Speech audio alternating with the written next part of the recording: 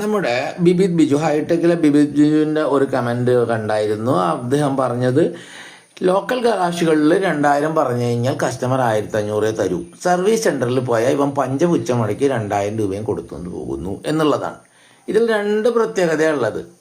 ബിബിത് ബിജുവിൻ്റെ നമ്മുടെ GBO ഷിനാസ് സാറിന് മുൻകൂട്ടി കിട്ടുന്നു എന്നുള്ളതാണ് കസ്റ്റമറുടെ ഏറ്റവും വലിയ പ്ലസ് പോയിന്റ്. ഷിനാസ് സാറിനെ കിട്ടുന്നു, ഷിനാസ് സാറിനോട് പറയുന്നു 5000 1000 അങ്ങനെ പറഞ്ഞ് പേശാനുള്ളൊരു സൗകര്യം അവിടെ ഒരുക്കി കിട്ടുന്നു എന്നുള്ളതാണ് ലോക്കൽ ഗറാഷുകളുടെ ഏറ്റവും വലിയ പ്രത്യേകത. സർവീസ് സെൻറ്ററിൽ ചെന്ന് നിങ്ങൾ അഡ്വൈസറെ കാണുന്നത്, അഡ്വൈസർ നിങ്ങളുടെ കാര്യങ്ങൾ കേൾക്കുന്നു, വണ്ടി സർവീസ് ചെയ്ത് തിരിച്ചു കൊണ്ട് തരുന്നു. ശേഷം അവൻ പറയുന്നത് അവൾ കൗണ്ടറിൽ നിന്ന് ബില്ല് വാങ്ങിച്ചോ, ആ കൗണ്ടറിൽ നിന്ന് അപ്പുറത്തെ കൗണ്ടറിൽ ക്യാഷ് അടച്ചോ. നിങ്ങൾക്ക് ഈ പറഞ്ഞ ആരോടും പേശിയ കാര്യമില്ലെന്ന് അവർ നിങ്ങളെ തന്നെ ബോധ്യപ്പെടുത്തും. സർവീസ് അഡ്വൈസറോട് പറഞ്ഞിട്ട് കാര്യമുണ്ട് ഇല്ല.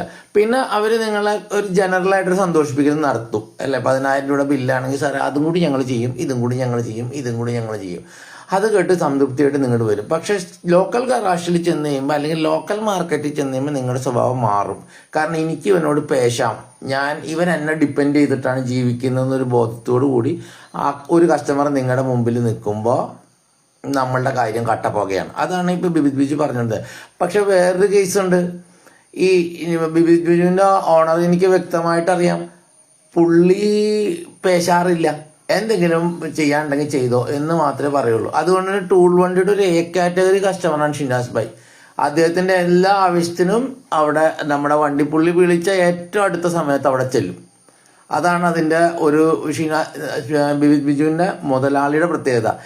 ഈ കക്ഷി ടൂൾ വണ്ടിയുടെ A കാറ്റഗറി കസ്റ്റമറെ പറഞ്ഞിട്ടുള്ളൂ കേട്ടോ. പക്ഷെ ബിബിത് ബിജുവിൻ്റെ A കാറ്റഗറി കസ്റ്റമർ ആണോ അല്ലെങ്കിൽ A കാറ്റഗറി GBO ആണോ എന്നൊന്നും നമുക്കറിയില്ല.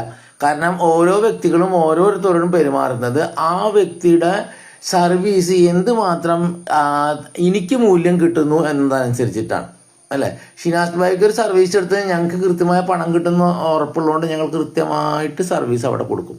പക്ഷേ അങ്ങനെ നമുക്ക് മൂല്യം തരാത്ത ഒരാളെടുത്തേക്കും ടൂൾ വണ്ടി വർക്കിന് പോകില്ല. ഒരു പ്രാവശ്യം പോകും, നമ്മുടെ ബുക്കിൽ പുള്ളിയുടെ ആ പേശൽ സ്വഭാവം കയറിയാൽ പിന്നെ നമ്മൾ പോകാൻ സാധ്യത വളരെ കുറവാണ്.